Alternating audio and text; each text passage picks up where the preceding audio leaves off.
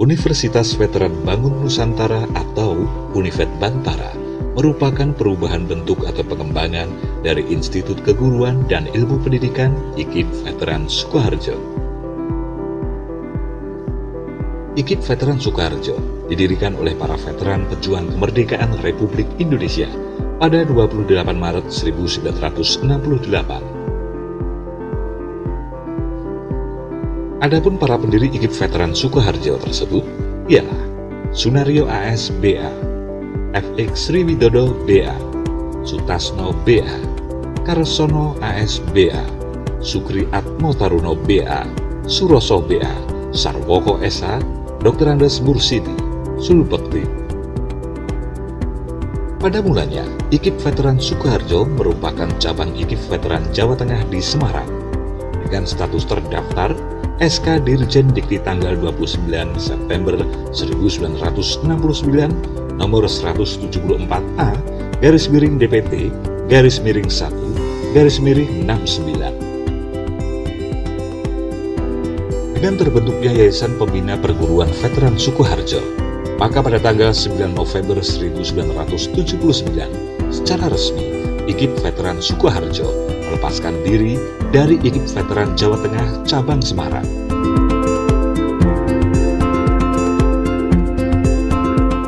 Pada tahun 1993, IKIP Veteran Sukoharjo secara resmi berubah menjadi Universitas Veteran Bangun Nusantara Sukoharjo berdasarkan Surat Keputusan Menteri Pendidikan dan Kebudayaan Nomor 30 _ 1993. Semenjak itulah, kampus ini memiliki visi terwujudnya universitas yang unggul, berkarakter, mandiri dan memiliki nilai-nilai kejuangan, serta misi menyelenggarakan pendidikan yang berbasis pada nilai kejuangan, menjalankan penelitian dan penyelenggaraan pengabdian kepada masyarakat untuk mengembangkan IPTEX dan SOSBIN, serta menjalin kerjasama yang saling menguntungkan sesuai dengan kebutuhan pembangunan.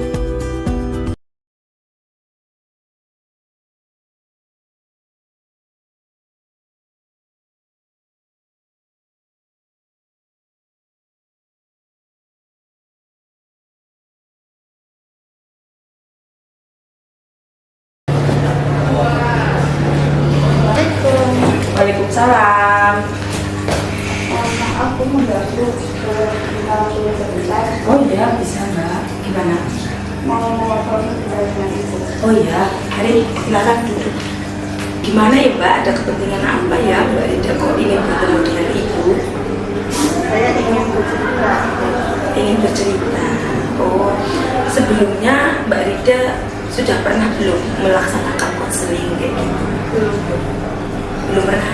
Di SMP mungkin Belum pernah juga. Jadi konseling individu itu di mana ya seorang konselor itu berarti ibu ya, memberi bantuan terhadap konseli itu berarti Mbak Rida yang sedang memiliki permasalahan. Tujuannya dalam proses konseling ini adalah untuk mengentaskan permasalahan yang sedang Mbak Rida hadapi. Jadi seperti itu. Dalam proses konseling itu juga ada asas kerahasiaan ya, dimana ketika nanti Mbak Rida menceritakan segala sesuatunya terhadap Ibu, itu insya Allah nanti permasalahannya itu terjaga, tidak Bu Guru ceritakan terhadap siapa-siapa, seperti itu ya. Mbak Rida kan datang ke sini atas dasar sukarela ya. Terus nanti dalam proses konseling berlangsung yang diharapkan juga ada asas keterbukaan ya. Asas keterbukaan yaitu Mbak Rida itu silakan terbuka saja, tidak usah malu-malu, silakan menceritakan apa yang menjadi ganjalannya Mbak Rida, menjadi permasalahannya Mbak Rida. Seperti itu ya Mbak ya? Iya Bu. Ya, sebelumnya Ibu minta izin terlebih dahulu ya.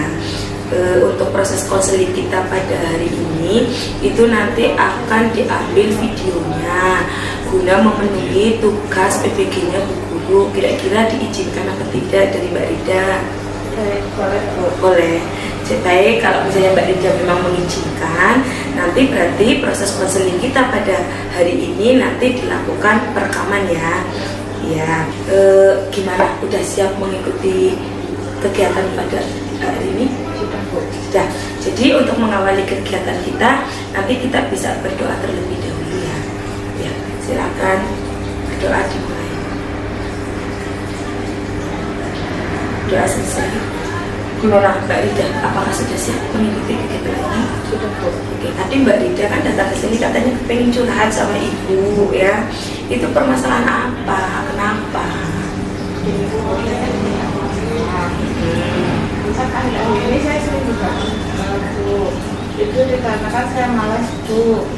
Malas gimana maksudnya Mbak? Ya saya malas aja Bu. Saya menganggap sekolah itu tidak penting Bu. Sekolah tidak penting. Kalau boleh ibu tahu, kok Mbak Rida itu bisa punya pemikiran irasional ya? Kalau menurut gue itu pemikiran yang irasional ya. Pemikiran emosional maksudnya apa ya Bu? Pemikiran irasional itu pemikiran yaitu di mana Mbak Rida itu menganggap bahwa sekolah itu tidak penting. Apa mungkin Mbak Rida ada permasalahan yang lain? Kok sampai Mbak Rida itu punya pemikiran sampai kayak sekolah ini nggak penting loh, kayak sekolah hanya sebagai formalitas saja, seperti itu kan tadi yang Mbak Rida sampaikan kan? Itu kenapa kok bisa Mbak Rida sampai berpikir seperti itu kayak gitu? Ya karena saya malas aja sih Bu. Buktinya tetangga saya juga sekolah rajin-rajin akhirnya jadi pengangguran juga Bu. Tetangganya Mbak Rida tidak bekerjanya tetangganya itu karena memang sudah mencari pekerjaan tetapi belum nemu atau gimana? Ya karena malas sih Bu, cuma di rumah aja. Oh karena malas. Nah berarti kan tidak bekerjanya tetangganya Mbak Rida itu bukan karena dia sekolah, ya tidak? Iya Bu. Berarti karena apa? Karena malas Bu. Kira-kira apa ada hubungannya antara misalnya sekolah dengan seperti itu? Iya sih Bu, kan kita malas untuk belajar Bu. Jadi kan kayak kita tidak bisa mendapatkan pekerjaan ya Bu. Iya. Berarti Mbak Rida sudah mulai paham ya, maksudnya kalau sekolah itu penting atau gimana? Ya penting sih Bu, kalau nggak penting kan kita nggak bisa mencapai cita-cita kita kan Bu. Oh iya, Mbak Rida sendiri punya cita-cita? Punya Bu, Punya apa cita-citanya Mbak Rida? saya ingin menjadi perawat Bu. Oh, alhamdulillah Mbak Rida kepengen jadi perawat. Perawat itu merupakan suatu profesi yang mulia sekali ya, karena membantu orang-orang yang sedang mengalami kesusahan, orang-orang yang sedang kesakitan kayak gitu ya. Itu kira-kira itu cita-cita kamu bakalan tercapai atau tidak? Enggak sih Bu, Nggak tercapai. kan saya malas belajar Bu. Malas belajarnya itu karena apa sih Mbak? Bagaimana? Ya karena semenjak orang tua saya bercerai sih Bu, jadi saya malas belajar. Orang tua kamu bercerai dari kapan Mbak? Bulan lalu Bu. Bulan lalu. Pantas saja dari mulai akhir-akhir ini kamu seperti sudah sering tidak berangkat, sering alpa, ya kan? Iya Bu. Padahal sebelumnya kamu tidak pernah mengalami itu, kamu sekolahnya rajin kayak gitu ya. Iya Bu. Jadi Bu Guru tahu lah ya apa yang kamu rasakan ya. Maksudnya rasanya ketika orang tua harus sampai berpisah, berarti itu menjadi sebuah kayak tamparan buat kamu ya. Iya Bu, saya kecewa sih Bu, orang tua saya bercerai. Kecewa. Apa menurut kamu ketika misalnya orang tua sudah bercerai, lantas kamu tidak sekolah, itu juga akan membagikan kedua orang tua kamu? Tidak. Nah, sekiranya misalnya kayak kamu sebagai anak, ketika cara untuk membahagiakan kedua orang tua biasanya seperti apa? Bagaimana? Ya sekolah Bu. Berarti Mbak Rida itu sebenarnya udah kayak mulai ya Mbak, kayak kalau Bu Guru tangkap tadi ya dari alur ceritanya Mbak Rida, sebenarnya Mbak Rida itu mulai memiliki pemikiran yang baik ya. Sebenarnya Mbak Rida itu mulai sadar ya apa yang Mbak Rida lakukan itu merupakan suatu hal yang salah, iya apa tidak? Iya Bu. Iya, cuman Mbak Rida itu kayak masih bingung, ragu kayak gitu antara harus kayak gini. Mungkin karena ya Bu Guru tahu sih Mbak, misalnya karena faktor kekecewaannya kamu terhadap orang tua kamu. Tetapi kan meskipun orang tua kamu posisinya sudah berpisah sekalipun, ibaratnya sebagai anak itu ketika misalnya tidak membahagiakan orang tua kan tidak ada salahnya, ya Pak tidak Mbak? Iya sih Bu, walaupun saya terakhir di keluarga broken home, tapi kan saya harus membahagiakan orang tua saya kan Bu, walaupun sudah berpisah. Itu benar sekali lah Mbak Rida, nggak kepengen melakukan itu Mbak. Pengen Bu. Pengen. Nah kalau pengen berarti caranya dengan bagaimana? Saya harus sekolah lebih rajin lagi kan Bu. Iya, berarti Mbak Rida udah mulai bisa berpikir ya Mbak ya sampai situ ya, maksudnya udah oh iya saya harus sekolah lagi kayak gitu, udah mulai sampai situ ya. Sudah Bu. Nah sekarang menurut Mbak Rida sendiri sekolah itu merupakan hal yang penting atau tidak sih Mbak? Penting lah Bu untuk masa depan saya. Penting untuk masa depan kamu. Nah sekarang Mbak Rida kan udah tahu ya kalau sekolah itu penting. Lah terus langkah selanjutnya itu Mbak Rida mau bagaimana? Mau lebih rajin sekolah lagi sih Bu. Mau lebih rajin sekolah lagi. Berarti Mbak Rida udah mantep, udah kepengen sekolah lagi kayak gitu. Udah Bu. Udah nggak kepengen nikah? Ya masih sih Bu, tapi udah dilupakan aja. Dilupakan aja. Dilupakannya karena Mbak Rida gimana? Kayak ingin mengejar cita-cita sih Bu. Mengejar cita-cita terlebih dahulu. Nanti setelah cita-citanya sudah tercapai baru menikah kayak gitu. Sudah ya Mbak, berarti udah benar-benar mantep. Nanti besok Mbak Rida udah siap untuk berangkat ke sekolah lagi dan melaksanakan aktivitas di sekolah kayak gitu. Mulai besok saya akan berangkat Bu. Akan berangkat. Oh iya ya. Kalau kayak gitu besok nanti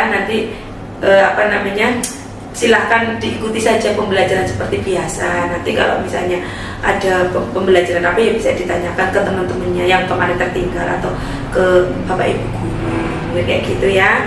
Karena ini juga Ibu kan ada rapat sebentar lagi, mungkin pertemuan kita bisa cukup sampai sini ya. Iya Bu. Ya, gimana Mbak Rida setelah bertemu dengan Ibu kayak gini udah ada perasaannya gimana? Jauh lebih lega sih Bu. Jauh lebih lega.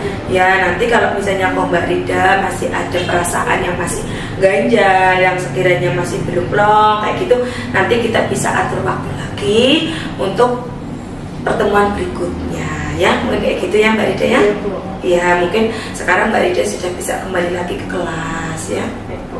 Ya. Terima kasih Bu atas waktunya. Iya. Assalamualaikum. Waalaikumsalam.